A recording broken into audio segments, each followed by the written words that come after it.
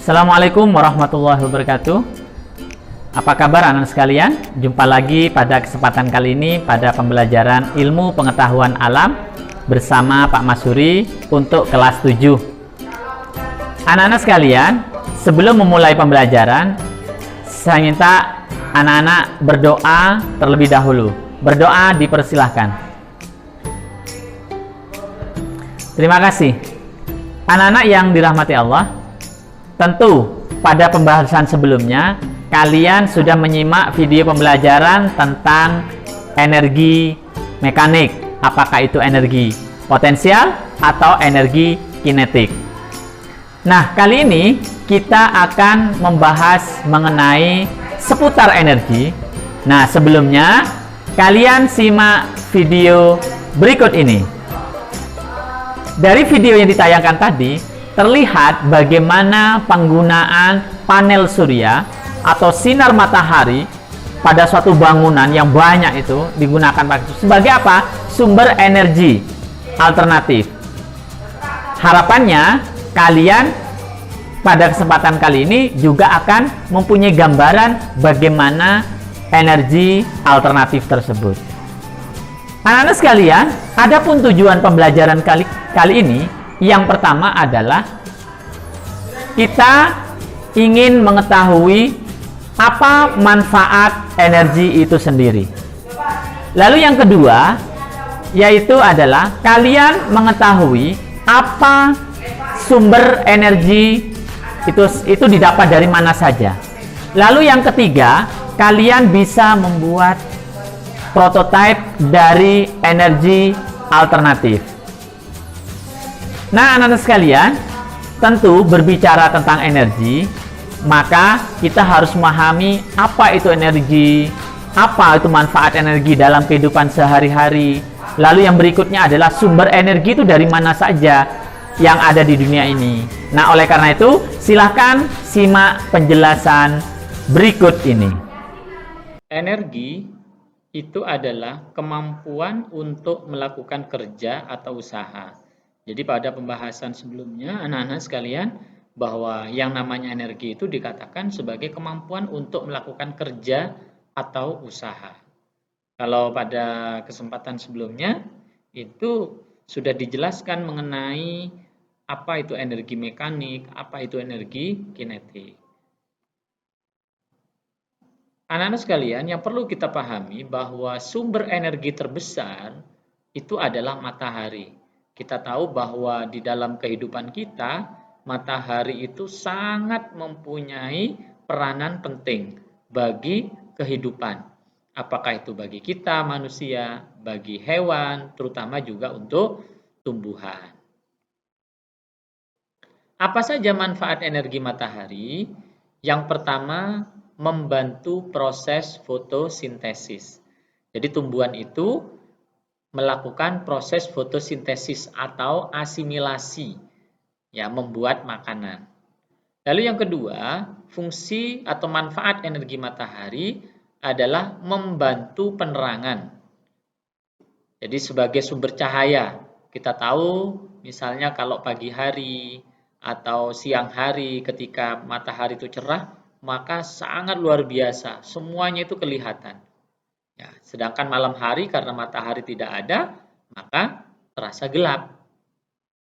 Lalu manfaat energi matahari yang ketiga, yaitu adalah kita bisa menggunakannya untuk menjemur pakaian.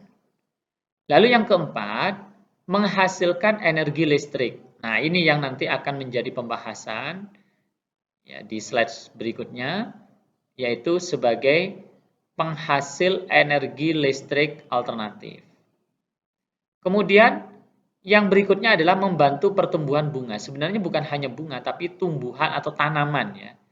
Apakah itu untuk proses fotosintesis, untuk tempat hidupnya, ya, untuk perkembangan daun dan lain sebagainya. Itulah anak-anak sekalian manfaat energi matahari dalam kehidupan kita. Anak-anak sekalian, yang perlu juga dipahami bahwa sumber energi itu ada dua. Yang pertama adalah energi yang tak terbarukan dikatakan tidak terbarukan karena energi ini diperoleh dari sumber daya alam yang waktu pembentukannya sampai jutaan tahun. Makanya kemudian dikenal dengan istilah fossil fuel ya, atau bahan bakar berbahan fosil. Jadi energi yang tak terbarukan itu yang proses pembentukannya jutaan tahun itu adalah dinamakan dengan energi dari fosil. Salah satu yang bisa kita jumpai dalam kehidupan sehari-hari adalah bahan bakar minyak yang sering kita pakai. Apakah itu untuk kendaraan bermotor misalnya, ya sebut saja premium, pertalite atau pertamax. Ya itu kan hanya jenisnya saja, tapi semuanya itu adalah bahan bakar fosil.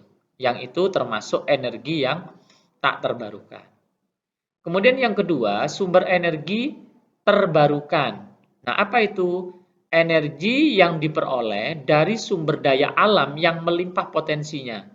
Kita tahu bahwa di negeri kita, di Indonesia ini sangat melimpah sekali sumber daya alam. Nah, ini yang patut kita pahami, anak-anak sekalian, agar kita bisa membuat semacam prototipe bagaimana energi itu bisa dihasilkan dari sumber daya alam yang melimpah. Ya. Nah, apa saja? Nanti kita akan tahu. Nah, selama ini sekali lagi negeri kita itu sangat bergantung pada hasil minyak bumi sebagai sumber energi. Padahal cadangannya itu terbatas. Anak-anak bisa melihat infografis produksi minyak bumi pada tahun 2016 itu sebesar 820,0 barel per hari. BOPD itu artinya barrel oil per day.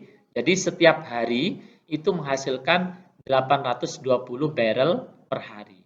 Lalu pada tahun 2017 itu turun menjadi 750,4 barrel per hari.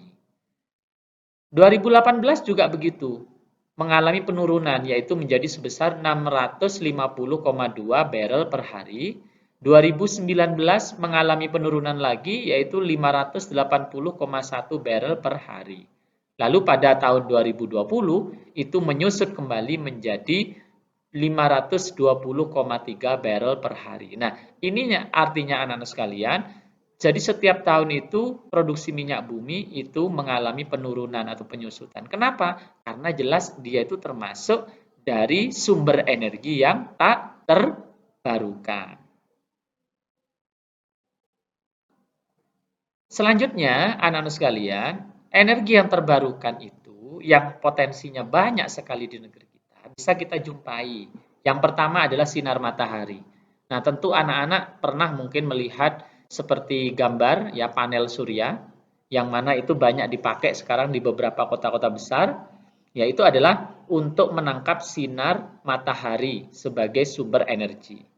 Kemudian ada air, ya ada suatu bendungan yang besar begitu, yang mana itu bisa dimanfaatkan untuk pembangkit tenaga listrik, pembangkit listrik tenaga air. Begitu juga dengan angin.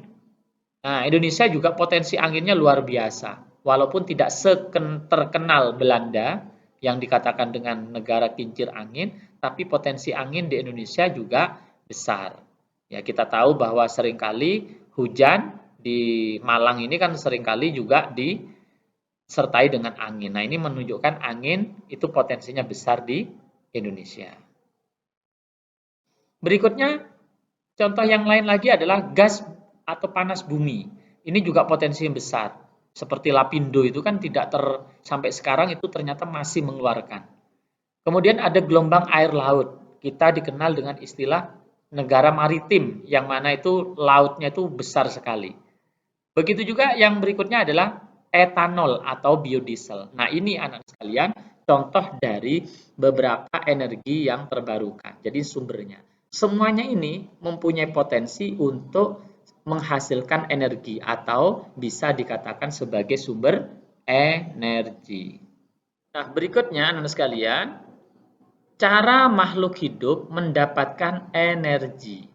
Kita tahu bahwa makhluk hidup itu ada tumbuhan, ada hewan, ada manusia. Nah, tumbuhan dalam mendapatkan energi itu melalui peristiwa fotosintesis atau asimilasi.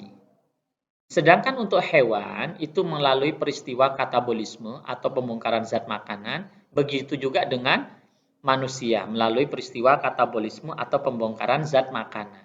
Jadi bisa dikatakan bahwa hewan dan manusia itu mendapatkan energi salah satunya dari makanan. Apakah itu berasal dari hewan ataupun dari tumbuhan bagi manusia ya. Nah, sedangkan hewan jelas itu bergantung pada tumbuhan. Nah, sedangkan tumbuhan sendiri itu mampu membuat makanan sendiri dengan peristiwa fotosintesis atau asimilasi. Oleh karena itu, maka kemudian tumbuhan itu dinamakan dengan organisme autotrof, yaitu organisme yang mampu menyediakan makanan sendiri. Sedangkan hewan dan manusia itu termasuk organisme heterotrof atau organisme yang bergantung pada organisme lain. Nah, selanjutnya anak sekalian, kita akan berbicara tentang tumbuhan. Ya, kita akan perdalam tentang tumbuhan. Nah, tumbuhan sebagaimana Pak Masuri sampaikan tadi, itu mendapatkan energi dengan cara fotosintesis. Di mana proses fotosintesis ini sebenarnya pembuatan makanan pada tumbuhan yang memanfaatkan sinar matahari. Nah, kita tahu pada tumbuhan itu ada beberapa bagian, ada akar, ada batang, ada daun. Nah, pada akar itu ada air yang diserap yang berasal dari akar, maka tumbuhan akan diangkut oleh berkas pengangkut. Ya, di situ ada xilem. Ya, berkas pengangkut xilem. Jadi air diserap oleh akar. Lalu kemudian melalui batang. Nah, melalui batang, ya. Lalu kemudian sampai ke daun. Nah, daun itu menyerap karbon dioksida yang diambil melalui stomata atau bisa juga dikenal dengan istilah mulut daun. Ya. Jadi karbon dioksida di udara bebas itu akan diserap oleh stomata daun. Nah, selanjutnya pada daun ya terutama yang berwarna hijau itu kan mempunyai zat hijau daun atau dikenal dengan istilah klorofil yang akan menyerap energi dari cahaya matahari atau sinar matahari. Maka terjadilah proses fotosintesis. Nah, dilihat gambar yang samping yang kanan itu ilustrasinya. Jadi sinar matahari itu akan diserap oleh daun tumbuhan, maka terjadi reaksi fotosintesis sebagaimana yang tertera. CO2 atau karbon dioksida, kemudian dengan adanya H2O atau air yang diserap oleh tumbuhan melalui akar, kemudian dengan bantuan cahaya atau sinar matahari, itu akan dirubah menjadi C6H12O6 atau glukosa dan juga menghasilkan oksigen. Makanya pada siang hari anak-anak sekalian jika berteduh di bawah pohon ya itu akan terasa segar. Kenapa? Karena akan mengeluarkan oksigen dari hasil peristiwa fotosintesis. Ya.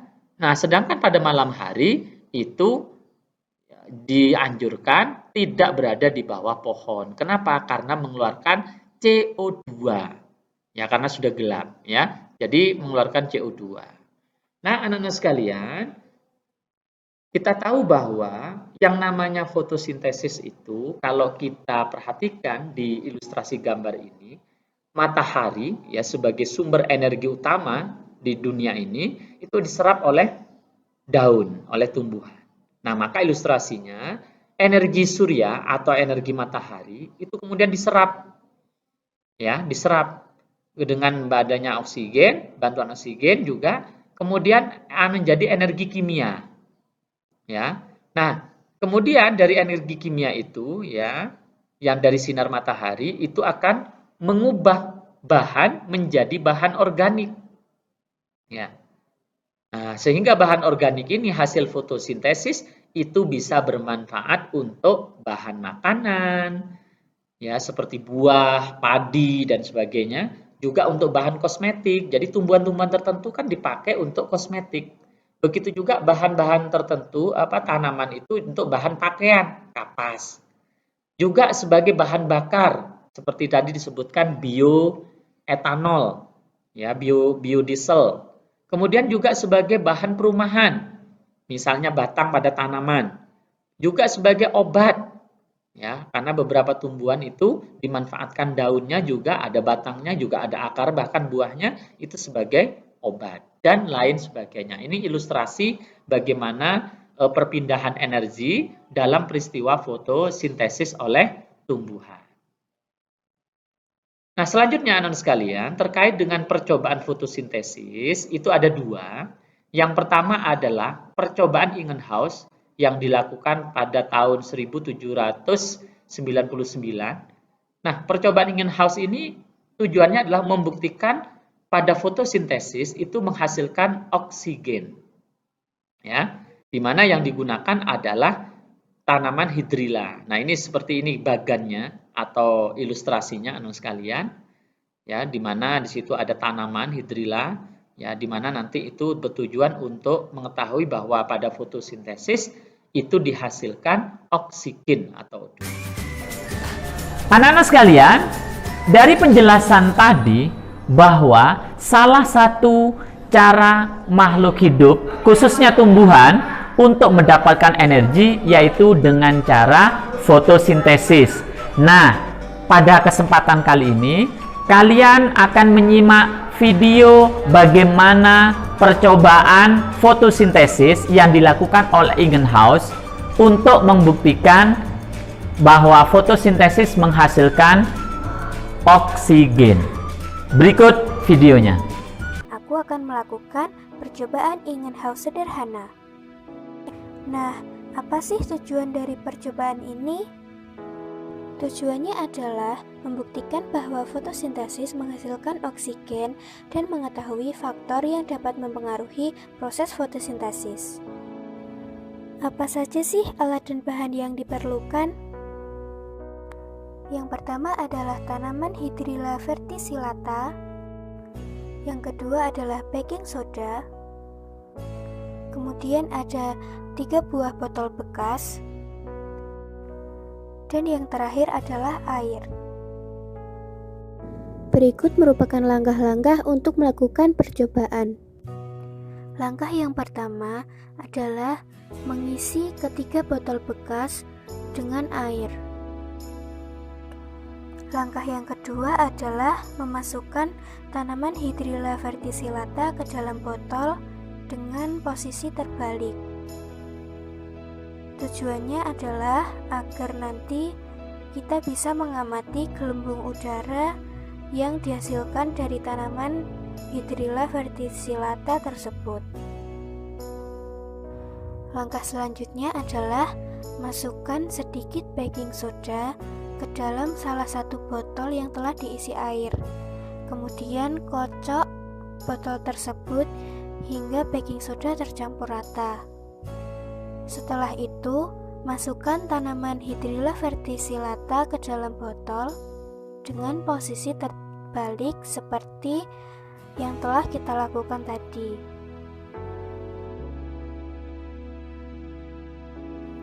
Kemudian, taruh tanaman Hydrilla verticillata tersebut di tempat yang berbeda.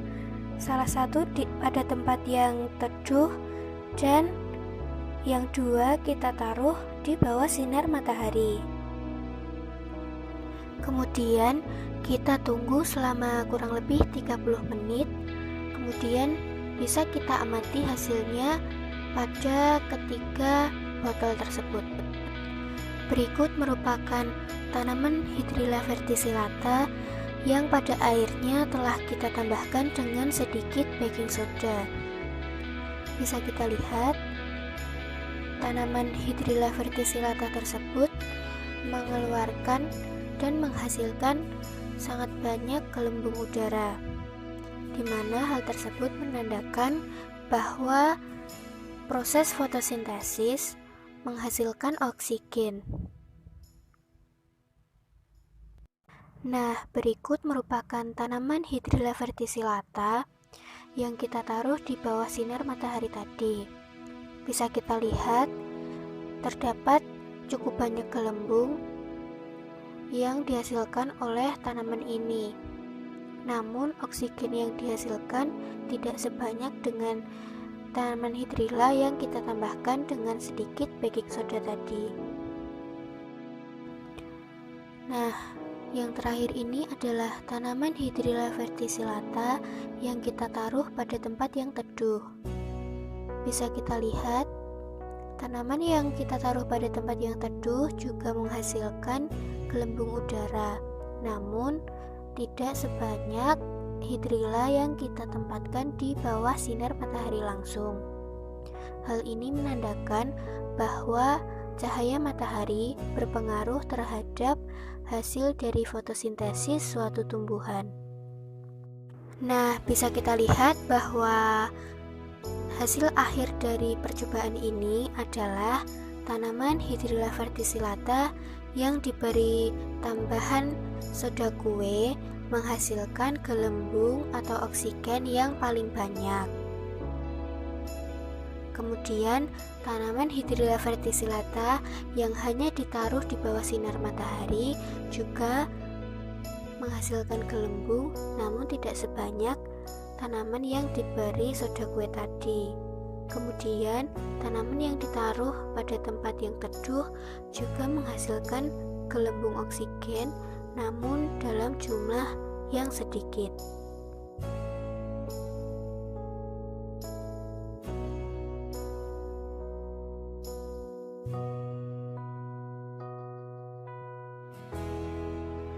Yang terakhir adalah kesimpulan. Pada percobaan tadi, pemberian baking soda dapat meningkatkan kadar CO2 dalam air.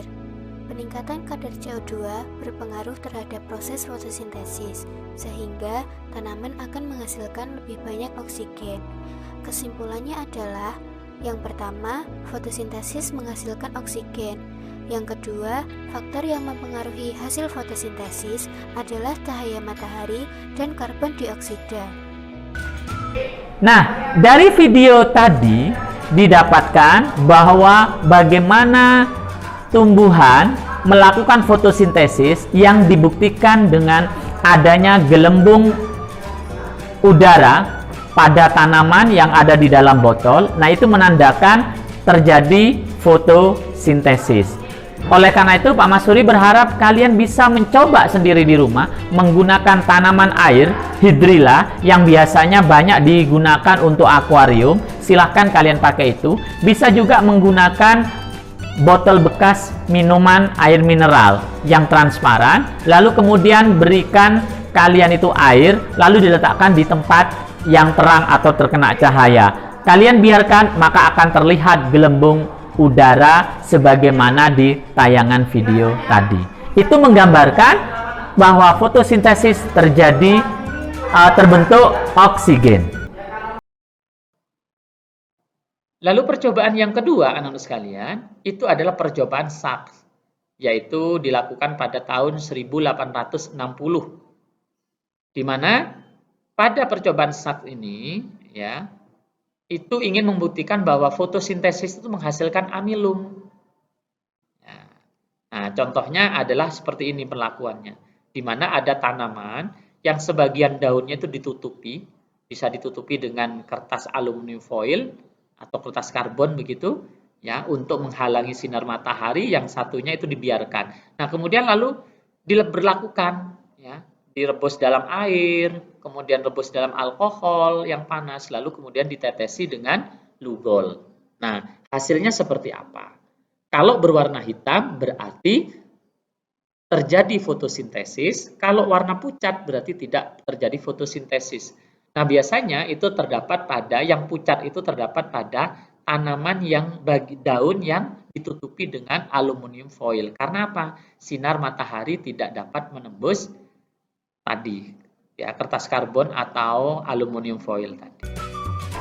Selanjutnya, anak-anak sekalian, berikutnya kalian akan melihat video tentang percobaan fotosintesis yang dilakukan oleh Sachs, di mana tujuannya adalah untuk membuktikan bahwa fotosintesis menghasilkan amilum.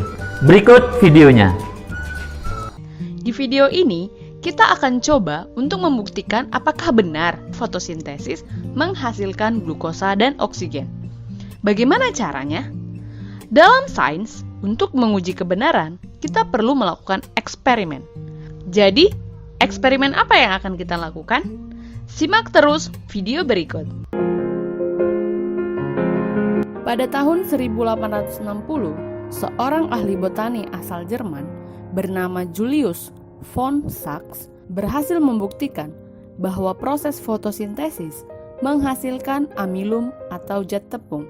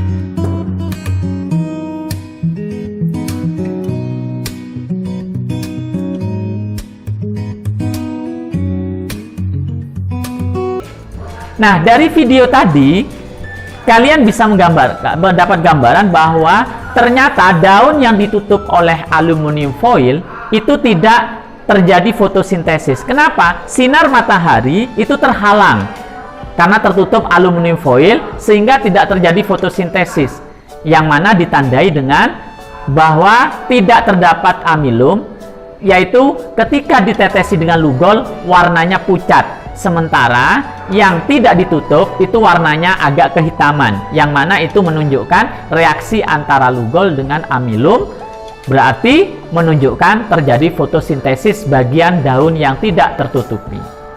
Itu kesimpulan percobaan fotosintesis yang sah. Nah, anak-anak sekalian, mungkin itu terkait dengan video pembelajaran kali ini, masalah energi dan manfaatnya, serta bagaimana cara makhluk hidup mendapatkan energi, yaitu salah satunya adalah pada tumbuhan dengan cara fotosintesis. Pak Mas Suri berharap kalian menonton sampai usai pada pembelajaran kali ini, dan tidak ada tugas yang harus dikumpulkan dalam waktu dekat. Tetapi Pak Mas Suri akan memberikan tugas yang akan disampaikan melalui wali kelas yang akan di-share di grup kelas kalian. Apa tugas yang harus dilakukan? Pak Mas Suri ingin kalian membuat prototipe benda yang itu memanfaatkan energi alternatif. Ya, di situ Pak Mas Suri akan memberikan contoh gambaran tugas apa yang harus kalian perbuat.